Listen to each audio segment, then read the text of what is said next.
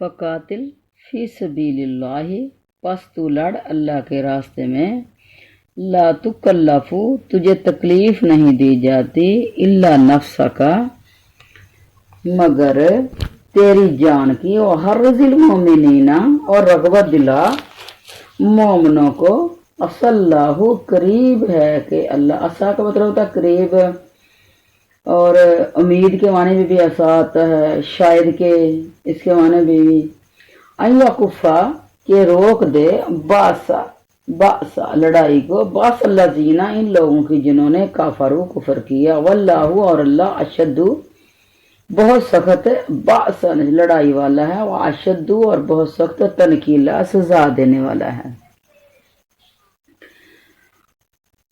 من یشفع اور جو کوئی سفارش کرے گا، شفاعتن حسنہ اچھی سفارش، یکن لہو ہوگا اس کے لیے نصیبن ایک حصہ منہا اس میں سے، ومن یشفع اور جو کوئی سفارش کرے گا، شفاعتن سیئاتن بری سفارش، یکن لہو ہوگا اس کے لیے کفل منہا ایک بوجھ اس میں سے، وکان اللہ اور اللہ ہمیشہ سے ہے، علی کل شیء مقیتا ہر چیز پر نگہبان، مقیتا نگہبان۔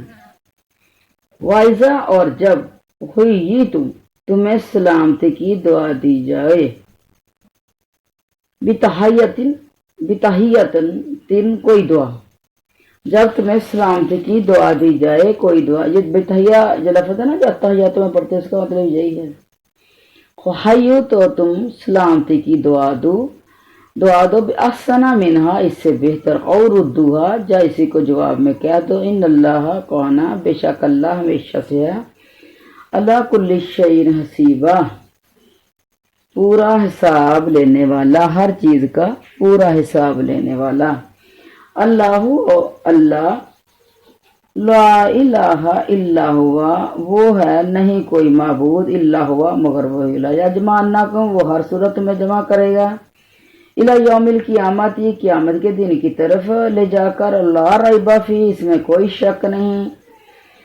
ومن اصدق اور کون زیادہ سچا ہے، من اللہ اللہ سے، حدیثا بات میں، اللہ سے بات میں کون سچا ہے، اللہ کہتا ہے کہ میں حساب لوں گا تو اللہ حساب لیں گے۔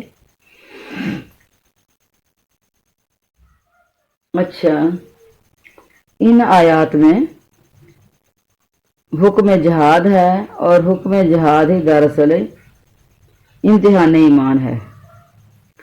نبی کریم علیہ الصلوۃ والسلام کو حکم ہو رہا ہے کہ آپ تنہا اپنی ذات سے اللہ تعالیٰ کی راہ میں جہاد کریں، چاہے کوئی بھی آپ کا ساتھ نہ دے۔ ابو اسحاق رحمۃ اللہ علیہ حضرت براء بن عازب سے دریافت فرماتے ہیں کہ ایک مسلمان اکیلا تنہا اور دشمن 100 ہوں تو کیا وہ ان سے جہاد کرے؟ آپ نے فرمایا ہاں، تو کہا پھر قرآن کی اس آیت سے تم امانت کی تاکید ہوتی ہے، اللہ تعالیٰ فرماتے ہیں اپنے ہاتھوں اپنے آپ کو ہلاکت میں نہ پڑو۔ تو حضرت براء رضی اللہ عنہ فرمایا اللہ تعالیٰ اسی آیت میں اپنے نبی صلی اللہ علیہ وسلم سے فرماتا ہے اللہ کی راہ میں لڑ، تجھے فقط تیرے نفس کی تکلیف دی جاتی، یعنی کہ اگر تو اکیلا بھی ہو تو تب بھی لڑ،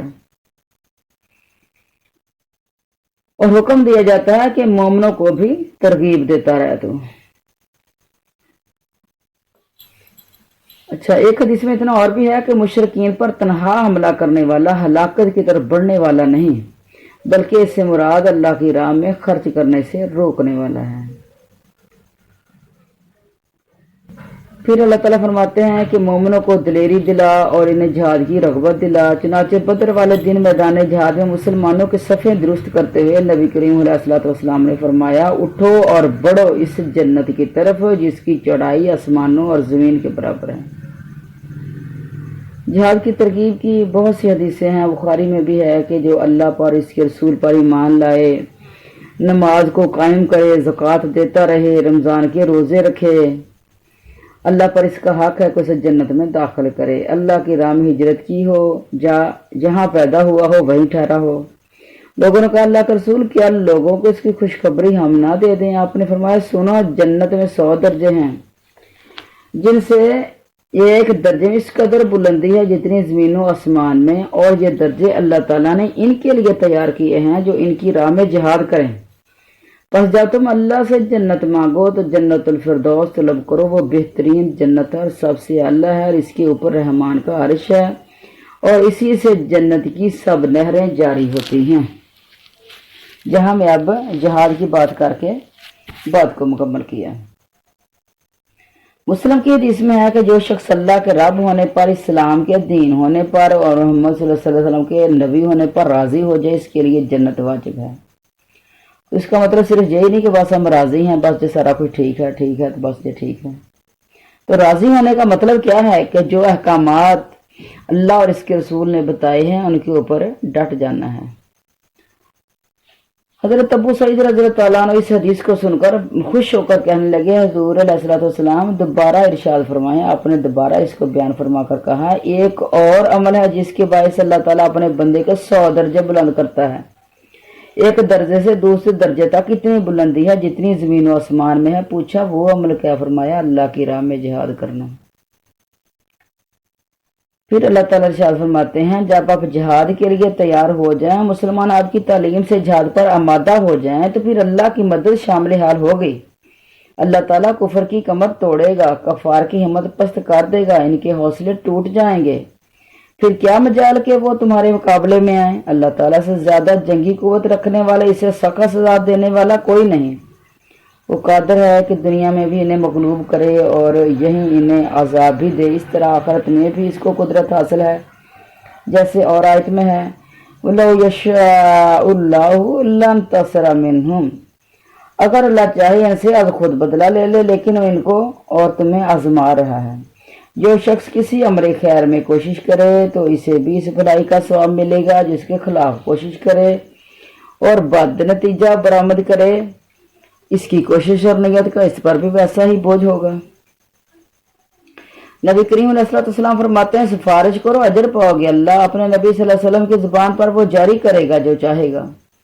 یہ آیت ایک دوسرے کی سفارش کرنے کے بارے میں نازل ہوئی۔ اس مہربانی کو دیکھیے، فرمایا محض شفاعت پر ہی اجر مل جائے گا، خواہ اس سے کام بنے یا نہ بنے۔ اللہ ہر چیز کا حافظ ہے، ہر چیز پر حاضر ہے، ہر چیز کا حساب لینے والا، ہر چیز پر قادر ہے، ہر چیز کو وہ دوام بخشنے والا، ہر چیز کو ہر ایک کو روزی دینے والا، ہر انسان کے اعمال کا اندازہ کرنے والا ہے۔ اب یہ دیکھیں کہ یہ کوئی اندازہ چھوٹا ہے کہ کسی نے اچھی سفارش کی تو کسی کا اچھا کام کر دیا۔ مثلاً 100 بچے کی گنجائش ہے ایک جامعہ کے اندر، اور ایک بچہ اور ہے وہ کہتا ہے کہ میں نے بھی داخل ہونا ہے، اور ہم نے سفارش کر دی ہے، چلو ہماری جو سفارش کو قبول کر کے وہ جامعہ کا جو محتمم کہا کہ چلو ان کی سفارش ہے، تجھے جو ہے وہ ٹالنے والا یا موڑنے والا بندہ نہیں ہے، تو ہماری سفارش سے وہ اس بچے کو وہاں داخلہ مل گیا۔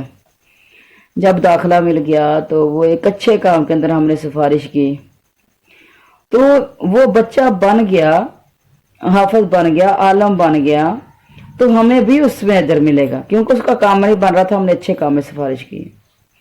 اور ایک سفارش اور بھی ہوتی ہے، وہ یہ ہے کہ کسی کا غلط کام میں سفارش کر دیں کہ وہ تو اس قابل نہیں ہے، اور ہم کہیں کہ ہاں یہ ٹھیک ہے، آپ اس کا یہ کام کر دیں، تو اس کے اوپر وہ بوجھ بن جائے گا۔ مثلا سفارش یا گواہی جھوٹی دے دینا، جس سفارش اس طرح کی کہ بندہ وہ اس قابل نہیں ہے لیکن ہم کہہ دیں کہ چلو تم اس کا کام کر دو، یہ کوئی بات نہیں ہے۔ وہ جس طرح یہ بعض اوقات نا فنڈ وغیرہ جمع کیے جاتے ہیں دین کی خدمات کے لیے، تو بعض اوقات کچھ لوگ وہ ہوتے ہیں کہ جو حقدار نہیں ہوتے، تو کسی نے اگر اس طرح کی سفارش کر دی ہے کہ اس کو دے دیا جائے کچھ نہ کچھ، تو حالانکہ وہ حقدار نہیں ہوتا، تو وہ اس طرح کی غلط سفارش جو ہے نا اس کو بھی پھر گناہ ہوگا غلط سفارش کرنے کے۔ اس طرح کے اس کے علاوہ غلط کام کی سفارش کا، مثلا بندہ جو ہے وہ چوری کرتا پکڑا گیا ہے، اور علاقے کا جو بڑا بندہ ہے، علاقے کا جو سربراہ ہے، وہ سفارش کر دے کہ اس کو چھوڑ دیا جائے، اور پھر وہ دوسروں کو بھی نقصان پہنچاتا پھرے، تو وہ غلط کام میں جو ہم نے سفارش کر دی، مثلا چور کا ہاتھ کاٹا جانے تھا تو ہم نے سفارش کر دی کہ نہ کاٹیں اس کا ہاتھ ہے، تو گناہ کے اندر وہ ہم نے تعاون کیا۔ اچھا، اگلی بات آ رہی ہے کہ جب تمہیں کوئی دعا دے تو تم اس سے بہترین دعا دو یا پھر وہی دعا اس کو لٹا دو۔ وَإِذَا حُيِّيتُم بِتَحِيَّةٍ فَحَيُّوا بِأَحْسَنَ مِنْهَا۔ سلام کہنے والے کو اسے بہتر جواب دو۔ سلام ایک دعا ہوتی ہے نا۔ مسلمانوں، جب تمہیں کوئی سلام کرے تو اس کے سلام کے الفاظ سے بہتر الفاظ اس کا جواب دو، یا کم سے کم انہی الفاظ کو دہرا دو۔ پس زیادتی جو ہے یہ پسندیدہ ہے اور برابری جو ہے یہ فرض ہے۔ ابن جریر کی ایک حدیث میں ہے کہ یہ حدیث جو ہے نا اس کے اندر تھوڑا سا لمبی ہے یہ حدیث، کہ نبی کریم علیہ السلام کی خدمت میں ایک شخص حاضر ہوا اور کہا السلام علیکہ یا رسول اللہ۔ آپ نے فرمایا وعلیکہ السلام ورحمۃ اللہ۔ پھر دوسرا اس نے کہا السلام علیکہ یا رسول اللہ ورحمۃ اللہ۔ آپ نے جواب دیا وعلیکہ السلام ورحمۃ اللہ وبرکاتہ، اور لفظ بڑھا دیا۔ پھر ایک اور صحابہ انہوں نے کہا السلام علیکہ ورحمۃ اللہ وبرکاتہ۔ آپ نے جواب میں فرمایا وعلیکہ۔ تو اس نے کہا اللہ کے نبی فلاں اور فلاں نے آپ کو سلام کیا، تو آپ نے جواب دیا، کچھ زیادہ دعائیں الفاظ کے ساتھ دیا جو مجھے نہیں دیا۔ آپ نے فرمایا تم نے ہمارے لیے کچھ باقی نہ چھوڑا۔ اللہ کا فرمان ہے کہ جب تم پر سلام کیا جائے تم اس سے اچھا جواب دو یا اسی کو لوٹا دو۔ وہ اس لیے ہم نے وہی الفاظ جو ہے لوٹا دیے وعلیکہ، یہ سارا کچھ تمہارے اوپر بھی یا نہیں۔ اس حدیث سے یہ بھی معلوم ہوا کہ سلام کے کلمات میں اس سے زیادتی نہیں، اگر ہوتی تو نبی کریم علیہ السلام اس آخری صحابی کے جواب میں وہ الفاظ کہہ دیتے۔ تو اس طرح جو کچھ مروج الفاظ بھی لوگوں نے بنائے ہوئے ہیں، وہ جنت حلالہ ہو اور وہ پتہ نہیں جہنم حرامہ ہو، اس طرح کے نا الفاظ کچھ لوگوں نے بنائے ہوئے ہیں۔ تو اس کا مطلب یہ ہے کہ اگر ہوتے تو حدیث کے اندر ہوتے، اگر ہوتے تو نبی کریم علیہ السلام زیادہ بہترین لفظوں کے ساتھ آپ جواب لوٹانے والے تھے، تو کس حدیث میں وہ الفاظ نہیں ہیں۔ مسند احمد میں ہے کہ ایک شخص نبی کریم علیہ السلام کے پاس آئے اور السلام علیکم یا رسول اللہ کہہ کر بیٹھ گئے۔ آپ نے جواب دیا اور فرمایا 10 نیکیاں ملی اسے۔ دوسرے آئے السلام علیکم ورحمۃ اللہ کہہ کر بیٹھ گئے، آپ نے فرمایا 20 نیکیاں ملی اسے۔ پھر تیسرے صحابہ انہوں نے کہا السلام علیکم ورحمۃ اللہ وبرکاتہ، آپ نے فرمایا 30 نیکیاں اس کو مل گئیں۔ حضرت ابن عباس رضی اللہ تعالیٰ عنہ اس آیت کو عام لیتے ہیں اور فرماتے ہیں کہ خلق اللہ میں سے جو کوئی سلام کرے اسے جواب دو، گو وہ مجوسی ہو۔ حضرت قتادہ رحمۃ اللہ فرماتے ہیں کہ سلام کا اسے بہتر جواب دینا ہو تو مسلمانوں کے لیے ہے اور اسی کو لوٹا دینا اہل ذمہ کے لیے ہے۔ مراد یہ ہے کہ اس کے سلام سے اچھا جواب دیں، اور اگر اس مسلمان سلام کے سبھی الفاظ کہہ دے تو پھر جواب دینے والا انہی کو لوٹا دے۔ ذمہ لوگوں کو خود سلام کی ابتدا کرنا تو ٹھیک نہیں، اور اگر وہ خود کریں تو جواب میں اتنے ہی الفاظ کہہ دیں، یعنی وعلیکم۔ بخاری مسلم میں ہے کہ جب کوئی یہودی تمہیں سلام کرے تو خیال رکھو یہ کہہ دیتے ہیں السلام علیکہ، تو تم کہہ دو وعلیکہ، یعنی وہ سام جو ہے نا وہ موت کے معنی میں آتا ہے کہ تمہارے اوپر موت پڑے، تو آپ بھی کہہ دیں کہ وعلیکہ، آپ وعلیکہ ہی کہہ دیں اسے۔ یہود نصارہ کو تم پہلے سلام نہ کرو، اور جب راستے میں مڈ بھیڑ ہو جائے تو انہیں پھر تنگ رستے کی طرف کرو، یعنی ان کو پہلے سلام نہیں کرنا، ان کے اوپر سلامتی نہیں بھیجنی ہے۔ امام حسن بصری رحمۃ اللہ فرماتے ہیں کہ سلام نفل ہے اور جواب سلام جو ہے وہ فرض ہے، اور علماء کرام کا فرمان بھی یہی ہے۔ پس اگر جواب نہ دے گا تو گناہ گار ہوگا، اس لیے کہ جواب سلام اللہ کا حکم ہے۔ اس کے بعد اللہ تعالیٰ اپنی توحید بیان فرما رہے ہیں اور الوہیت اور اپنا یکتا ظاہر ہونا ظاہر فرما رہے ہیں، اور اس میں ضمنی مضامین بھی ہیں، اس لیے کہ دوسرے جملے کو لام سے شروع کیا جو قسم کے جواب میں آتا ہے۔ مثلا لا یجمعنکم، ضرور جمع کروں گا میں تمہیں، यकीनन के माने भी लफ्ज ला जो होता है, यकीनन के माने भी, जरूर के माने में भी। इला यौमिल क़ियामती, क़यामत के दिन, ला रैब फी, जिसमें शक ही नहीं, ये अल्लाह ताला फरमा रहे हैं, मैं जरूर जमा करूंगा। वमन अस्दक़ु मिनल्लाहि हदीसा, अल्लाह से सच्ची बात किसकी है? तो क्या हमने कभी इस बात के ऊपर गौर किया है?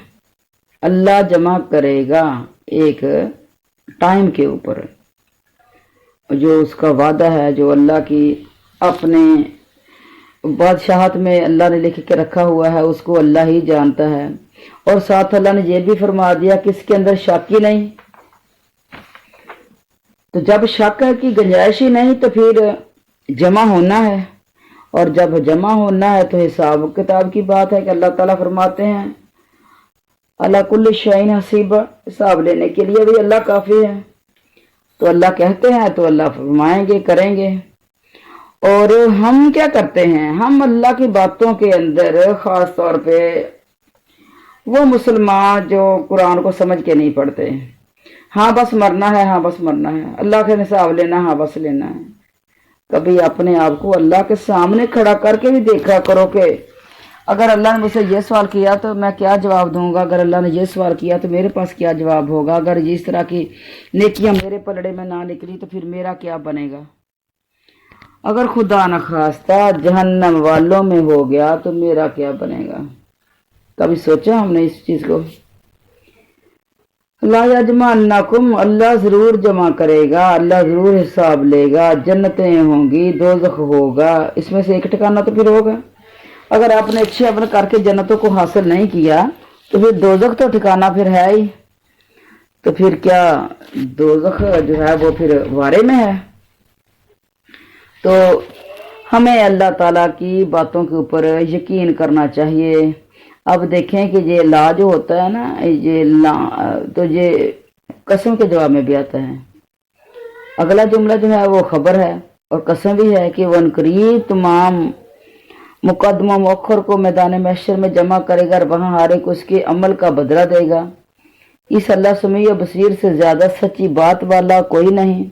इसकी खबर, इसका वादा, इसकी वाइद सब सच है। वही माबूद बरहक है, इसके सिवा कोई मुरब्बी नहीं। दुनिया के अंदर जितनी भी तंगियां हैं, तकलीफें हैं, परेशानियां हैं, आप सफ़र में ज़्यादा रहने वाले हैं, आप घर में ज़्यादा रहने वाले हैं, आपको नेकियां कमाने के मौके नहीं मिलते। इस आयत को जहन में ज़रूर रखा करें। अल्लाह जमा करेगा, अल्लाह हिसाब लेगा। कुछ नेकियां कमा लें, अपने लिए कुछ नेकियां कमा लें, हिसाब जन्नत में जाने के लिए। एक जगह आपने पढ़ा कुरान पाक के अंदर है, फमा अस्बरहुम अनिन्नार, ये लोग आग के ऊपर कितना सब्र करके बैठे हुए हैं। यानी अल्लाह ने फरमा भी दिया, अपने नबियों के हाथों पैगाम भेज भी दिया कि अल्लाह हिसाब लेंगे और फिर जा जन्नत होगी और जा फिर जहन्नम होगी। और हम बैठे हुए हैं कि बस जी पढ़ ली थी नमाज हमने, बस एक पढ़ ली थी, अच्छा अल्लाह माफ करेगा, अच्छा मुझसे पढ़ी नहीं जाती, अच्छा ये काम, अच्छा वो भी तो मुश्किल है, वो भी तो मुश्किल है, बच्चे हैं, घर फलां है। हमारे पास बड़े ही बहाने होते हैं। शैतान ने घड़ घड़ के हमारे मुंह में रखी होती हैं ये बातें। शैतान चाहता है, हमें पढ़ा था ना हमने कुरान में कि शैतान भी अल्लाह से डरता है। जब वो इंसान को पहले मजबूर करता है कि ये तुम गुनाह करो, जब गुनाह कर लेता तो दौड़ जाता, कहता है मैं तो खुद अल्लाह से डरता हूँ। और इंसान है कि वो उसके पीछे लगे हुए हैं। अच्छा, कहते हैं कि फिर हमें क्या पता शैतान का रास्ता कौन सा है? तो ये तो छोटी सी और मोटी सी बात है, जो रहमान का रास्ता नहीं वो शैतान का रास्ता है। ये तो छोटी सी बात है एक, और अक्ल को और दिल को लगने वाली है। अल्लाह ने अंबिया को भेजा, किताबें दे के भेजा। शैतान के पास कौन सी किताब है? कोई भी नहीं। शैतान ऐसे ही बहकाता रहता है, ये करोगे तो ऐसे हो जाएगा, ये करोगे तो रहमतें हो जाएंगी, इस तरह हो जाएगा। शैतान बगैर किताब के, बगैर इल्म के ही बहकाता रहता है। और हम हैं कि हम कहते हैं शैतान हमारा दुश्मन है, और फिर कहना शैतान का ही मानते रहते हैं। फिर शैतान की मर्जी के मुताबिक हम अपनी जिंदगियां गुजारते रहते हैं। अल्लाह ताला से डर जाएं, जिंदगी के दिन थोड़े हैं। नेकियों के आज मौके हैं आपके पास, कल को आपको ये मौके नहीं मिलेंगे। आज इसको गनीमत जाने। زیادہ سے زیادہ اس کے اندر نیکیاں کمانے کی کوشش کریں، کل کو اللہ کے دربار میں کھڑے ہوں اور شرمندگی نہ ہو۔ سبحانک اللہم و بحمدک نشہد ان لا الہ الا انت استغفرک و نتوب الیک۔ السلام علیکم و رحمۃ اللہ وبرکاتہ۔